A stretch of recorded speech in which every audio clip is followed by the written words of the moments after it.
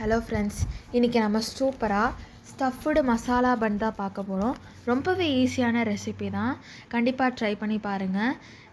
இப்போ ஃபஸ்ட்டு இதுக்கு பால் ஒரு 150 ml, ஈஸ்ட் 5 கிராமு, சர்க்கரை 1 டீஸ்பூன். இப்போ இதை வந்து ஒரு 10 மினிட்ஸ் ஃபர்மெண்ட் பண்ணி எடுத்துக்கலாம். ட்ரை ஈஸ்ட்னால சீக்கிரமாக ஃபர்மெண்ட் ஆயிரும், ரொம்ப நேரம் வைக்க தேவையில்லை, ஒரு 5 to 10 மினிட்ஸ் வச்சாலே போதும். இப்போ இதில் மைதா ஒரு 350 கிராம் மெஷர் பண்ணி எடுத்துக்கிறோம். சால்ட் ஒரு 1/4லேருந்து அரை டீஸ்பூன் வரைக்கும். பட்டர் வந்துட்டு 2 டேபிள் ஸ்பூன். இப்போது ஸ்டஃபிங்க்கு வந்துட்டு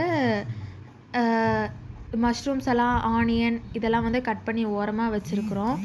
இது வந்துட்டு நீங்கள் இந்த மாவு வந்து நல்லா அழுத்தி பிசைஞ்சுக்கணும். எப்போவுமே நீங்கள் எவ்வளோக்கு எவ்வளோ அழுத்தி பிசைறீங்களோ அவ்வளோக்கு அவ்வளோ நல்லா ப்ரெட்டு சாஃப்டாக வரும்.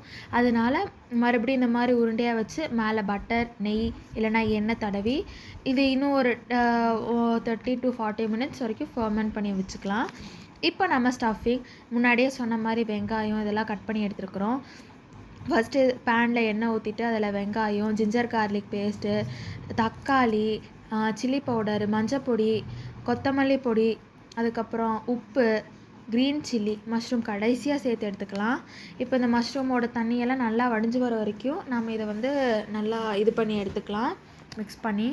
இப்போ நம்ம ஸ்டஃபிங் ரெடி ஆயிடுச்சு. அதே மாதிரி நம்ம ப்ரெட்டோட அந்த பேஸும் வந்துட்டு ரெடி ஆயிடுச்சு.